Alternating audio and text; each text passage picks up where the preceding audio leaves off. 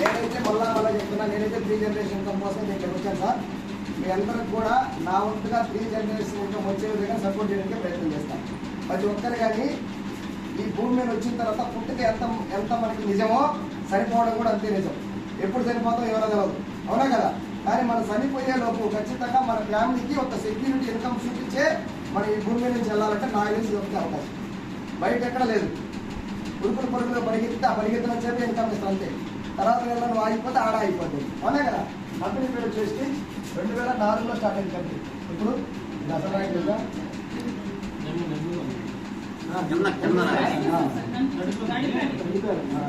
రాసిన తర్వాత చూడిపోదా ఇంటికి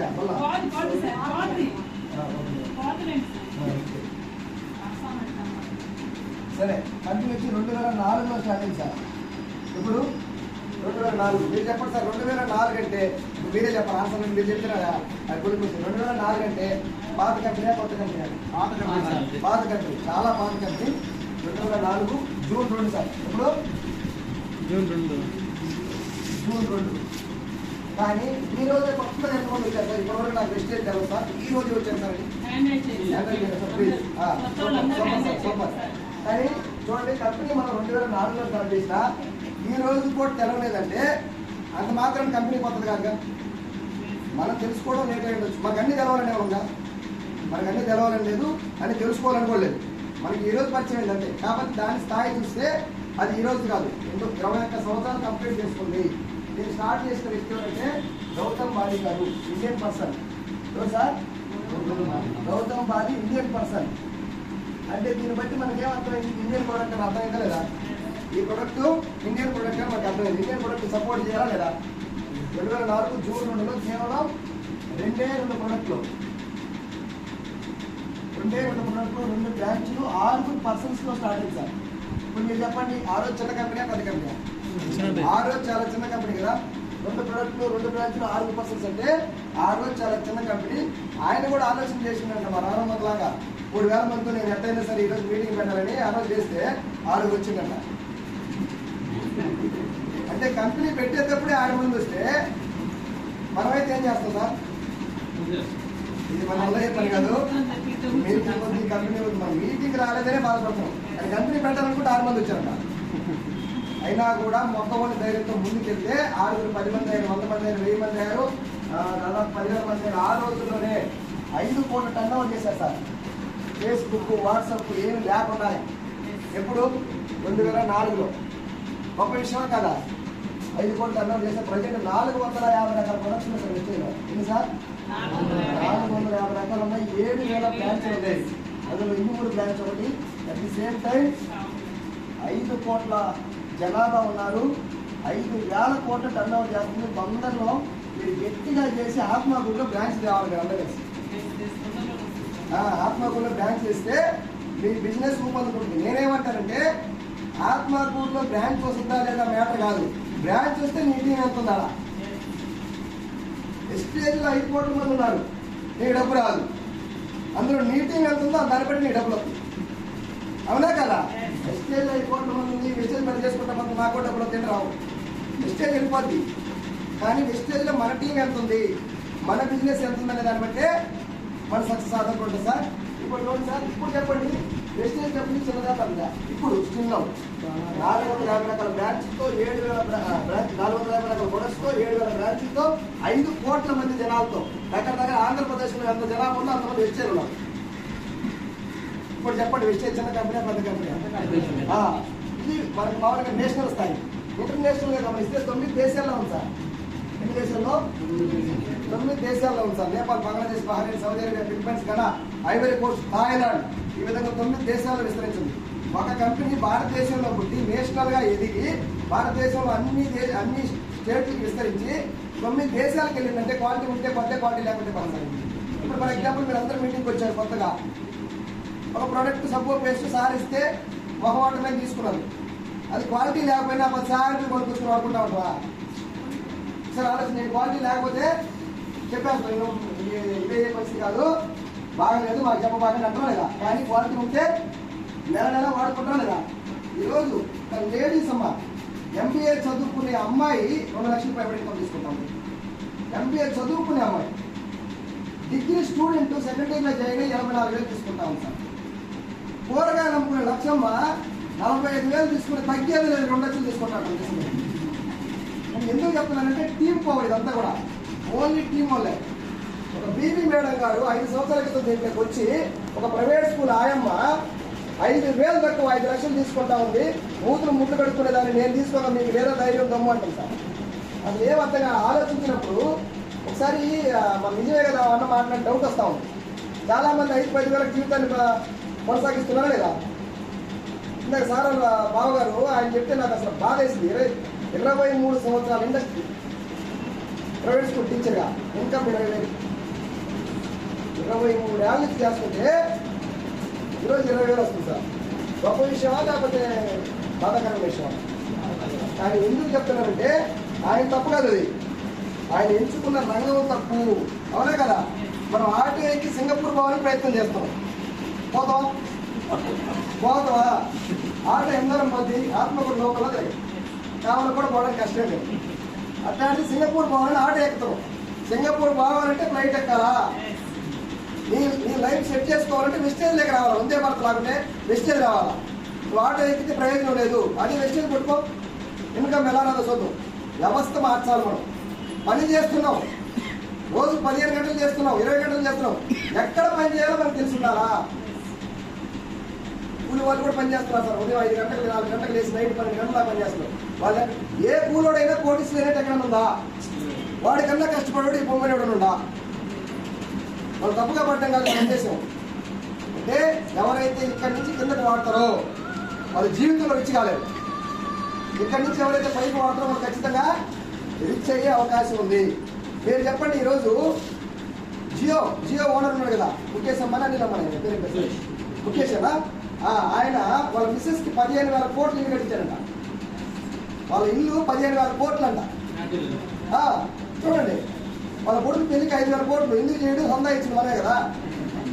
ఇండియా పెంచితే 10,000 కోట్లు వచ్చిందంట. ఆ ఛార్జెస్ పెంచితే వాళ్ళకి 10,000 కోట్లు వచ్చింది. 5,000 కోట్లతో పెళ్లి చేసుకున్నాడు. హ్యాపీగా ఒక 5,000 కోట్లు పెట్టుబడి. డబ్బులు ఇచ్చింది ఎవరు? మనమే. అందరూ 100 సంపాదించాం. 92 కోట్లు ఉన్నాం, ఒకరిద్దరు కాదు. 92 కోట్లు 100 ఇస్తే 9,200 కోట్లు వస్తుంది. పెళ్లికి ఏంటి 5,000 కోట్లు, ఇంకా 4,200 కోట్లు మాకే మిగిలి ఆ కోట్లు. అవునా కదా? ఎందువల్ల జరుగుతుందని చెప్తున్నారంటే టీం వర్క్ వల్ల. మన డబ్బులు ఎక్కడ వస్తాయంటే టీం వర్క్లోనే వస్తాయి. ఫర్ ఎగ్జాంపుల్, నాకు రోజుకు 2 లక్షల రూపాయలు బిజినెస్ జరుగుతా ఉంది సార్. 2 లక్షల రూపాయలు నేను ఎత్తుకెళ్ళి సర్ఫు, పేస్ట్, షాంపూ, సర్ఫు అని అమ్మగలనా? ఇది అమ్మే బిజినెస్ కాదు, ఇది direct selling business. Direct selling బిజినెస్లో మనం అమ్మము, ప్రోడక్ట్ మనం అసలు అమ్మము, రికమెండ్ చేస్తాం. అమ్మేది కానీ ఇదైతే నేను అటర్ పేరు క్యాండిడేట్, నేనే సర్ఫు కూడా అమ్మలేదు. నేను అమ్మే బిజినెస్ కాదు, ఇది అమ్మలేము. జస్ట్ ఇది ఏంటంటే రికమెండ్ చేయాలా, క్వాలిటీని పరిచయం చేయాలా, వాళ్ళని ఇంకొంతమందికి ఇంట్రడ్యూస్ చేయమనాలి, అంతే. వెస్టేజ్ బిజినెస్ అంటే ఎక్కడో వాడేటువంటి సబ్బు పేస్ట్ ఇక్కడ తెచ్చి వాడమే వెస్టేజ్ సార్. బ్రీఫ్గా అర్థం చేసుకుంటే బయట వాడే సబ్బు పేస్ట్ తీసుకొచ్చి అది బంద్ చేసి వెస్టేజ్లో సబ్బు పేస్ట్ వాడితే, అక్కడ సబ్బు పేస్ట్ వాడితే నురగ వస్తుంది, ఇక్కడ సబ్బు పేస్ట్ వాడితే నురగతో పాటు డబ్బులు వస్తాయి, అంతే. పెద్ద తేడా ఏమీ లేదు. కాకపోతే మనం దాన్ని కన్సిస్టెన్సీగా చేసుకుంటా పోవాలి. మనం ఏం చేస్తామంటే బాగా మీటింగ్ వింటాం, ఈ బజార్లో పోగానే ఈ లోపే ఎవడో చెప్పడానికి పడుతుంది. నువ్వు ఇప్పుడు పోయిన అంటారా, నేను 5 ఏళ్ల క్రితం పోయినారా, ఇది అసలు అనవసరం రావట్లేదు. అంటే మన చాలా నుంచి 100 నుంచి 50 వస్తుంది.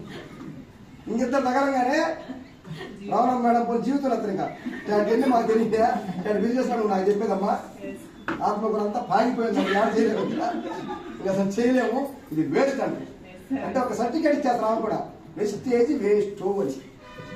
నేనేమంటానంటే కొంచెం ఆలోచన చేయండి. ఆ అన్న వ్యక్తికి దీని గురించి ఏమన్నా తెలుసా? ఇంతనా తెలుసా? ఫర్ ఎగ్జాంపుల్, నాకు ఇంగ్లీష్లో డౌట్ వచ్చింది, నేను ఉర్దూ సార్ని అడిగినా. ఇంగ్లీష్లో నాకు డౌట్ వచ్చింది పదానికి, ఉర్దూ సార్ని అడిగితే ఆయన చెప్తారా? చెప్పకపోగా ఆయన తిడతారు, డౌట్ లేదు నీకు పద్ధతి చదువుకోపని. ఇది కూడా అట్టే ఉంటుంది.